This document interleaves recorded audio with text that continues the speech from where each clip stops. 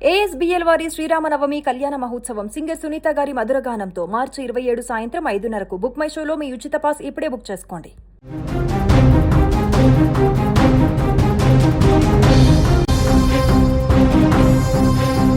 Trump time travel చేశారా? భవిష్యత్తులో ఏం జరగబోతుందో ఆయనకు ముందే తెలుసా? ఈ మాటలు నేనేమి సొంతంగా చెప్పడం లేదు. ప్రస్తుతం ఇరాన్పై యుద్ధ వాతావరణంలో ఏం జరుగుతుందో, అమెరికా ఎలాంటి వ్యూహాలు అనుసరించాలో సరిగ్గా 39 సంవత్సరాల క్రిందటే డొనాల్డ్ ట్రంప్ ఒక పత్రికా ప్రకటనలో కుండ బద్దలు కొట్టేశారు. 1987లో ఒక వ్యాపారవేత్తగా ఆయన ఇచ్చిన అడ్వర్టైజ్మెంట్ ఇప్పుడు అంతర్జాతీయ రాజకీయాల్లో ప్రకంపనలు సృష్టిస్తోంది. నాడు ఆయన చేసిన హెచ్చరికలు నేడు యుద్ధ భూమిలో కనిపిస్తున్న దృశ్యాలు అక్షరాల ఒక్కటే కావడమే ఇప్పుడు అందరినీ విస్మయానికి గురిచేస్తుంది. సరిగ్గా 39 ఏళ్ల కిందట, అంటే 1987లో ట్రంప్ వయసు కేవలం 41 సంవత్సరాలు. అప్పట్లో ఆయన రాజకీయాల్లో లేరు, కేవలం ఒక రియల్ ఎస్టేట్ బిజినెస్ మ్యాన్ మాత్రమే.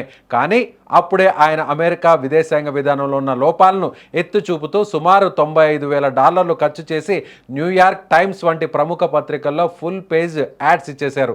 ఆ ప్రకటనలో ఆయన సంధించినటువంటి ప్రశ్నలు నేడు 2026లో ఇరాన్తో జరుగుతున్న ఉద్రిక్తల మధ్య సరిగ్గా సరిపోతున్నాయి. అమెరికా తన సొంత ప్రయోజనం లేని చోట ఇతర దేశాల చమురు నౌకలకు రక్షణ కల్పించడానికి తన సైన్యాన్ని, సొమ్మును ఎందుకు వాడుతోందని ఆయన నాడే నిలదీశారు. ముఖ్యంగా గల్ఫ్ రీజియన్లో అమెరికా రక్షణను పొందుతున్న జపాన్ వంటి దేశాలు $1 కూడా వెచ్చించడం లేదని, ఇది అమెరికాకు పూర్తిగా నష్టదాయకమని ఆయన అప్పుడే హెచ్చరించారు.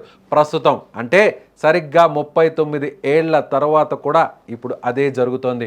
అలాగే ట్రంప్ నాటి ఆలోచనలో అత్యంత కీలకమైన అంశం ఇరాన్కు సంబంధించిన కర్గ్ ఐలాండ్. ఇరాన్ ఆర్థిక వ్యవస్థకు వెన్నుముక లాంటి ఈ చమురు ఎగుమతి టెర్మినల్ను అమెరికా స్వాధీనం చేసుకోవాలని ఆయన 1988లో గార్డియన్ పత్రికకు ఇచ్చిన ఇంటర్వ్యూలో కూడా ప్రస్తావించారు. శత్రువును లొంగదీసుకోవాలంటే వారి ఆర్థిక మూలాలను దెబ్బతీయాలన్నది ఆయన పాత సిద్ధాంతం. ఆశ్చర్యకరంగా ఇప్పుడు 2026లో ఇరాన్తో యుద్ధ వాతావరణం నెలకొన్న తరుణంలో అమెరికా బలగాలు సరిగ్గా అదే కర్గ్ ఐలాండ్పై దృష్టి సారించాయి. 39 ఏళ్ల కిందట ఆయన ఏదైతే ప్లాన్ చెప్పారో ఇప్పుడు అధ్యక్షుడిగా అదే ప్లాన్ను ఇంప్లిమెంట్ చేస్తున్నట్టు కనిపిస్తోంది. యుద్ధ సమయంలో సైనిక బలాన్ని వాడినప్పుడు ఆ బలగం ఉండి ఏం లాభం అని ఆయన నాడు అడిగిన ప్రశ్న నేడు ఇరాన్ విషయంలో ఆయన తీసుకుంటున్నటువంటి కఠిన నిర్ణయాలను ప్రతిబింబిస్తోంది. అప్పట్లో ట్రంప్ మాటలను చాలామంది ఒక వ్యాపారవేత్తగా పిచ్చి ప్రేలాపనలుగా కొట్టిపారేశారు. కానీ కాలం గడిచే కొద్దీ ఆయన అప్పట్లో లేవనెత్తిన ప్రతి పాయింట్ నేటి అంతర్జాతీయ రాజకీయాల్లో కీలకంగా మారింది.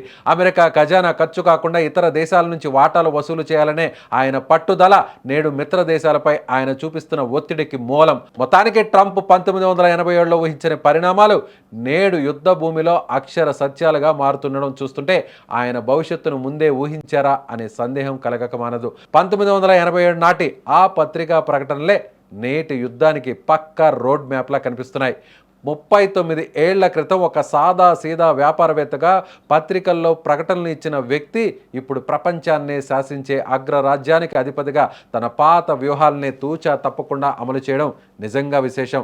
ప్రపంచం అప్పుడు ఆయన మాటలను సీరియస్గా తీసుకోలేదు, కానీ ఇప్పుడు మాత్రం ఆయన ప్రతి అడుగును ఉత్కంఠగా గమనిస్తోంది. ఇరాన్ విషయంలో ట్రంప్ అప్పుడు గీసిన గీతలే ఇప్పుడు ఆ దేశానికి మరణ శాసనంలా మారుతున్నాయి.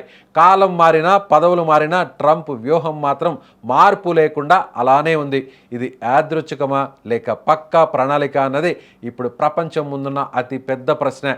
ఏది ఏమైనా 1987 నాటి యూత్ ట్రంప్ ఆలోచనలే నేటి 2026 ప్రెసిడెంట్ ట్రంప్కి అసలైన ఆయుధాలు. మీరేమనుకుంటున్నారు? ఇదంతా కాకతాళీయంగా జరిగిందా, లేదంటే పక్కా ప్లాన్ ప్రకారం ఇన్ని సంవత్సరాలు వేచి చూసినటువంటి ట్రంప్, బిజినెస్ మ్యాన్గా ఉన్నటువంటి ట్రంప్ అమెరికా అధ్యక్షుడిగా రెండవసారి ఎన్నికైన తర్వాత తన వ్యూహాలకు పదును పెట్టి తన ఐడియాలజీకి రూటు వేసి ఇప్పుడు ఇరాన్ మీద అటాక్ చేస్తున్నారా? ఒకే దెబ్బకు అనేక పెట్టెలు అన్న చందంగా ఇప్పుడు ట్రంప్ విధానం మారిందా? మీ అభిప్రాయాన్ని కామెంట్ చేయండి.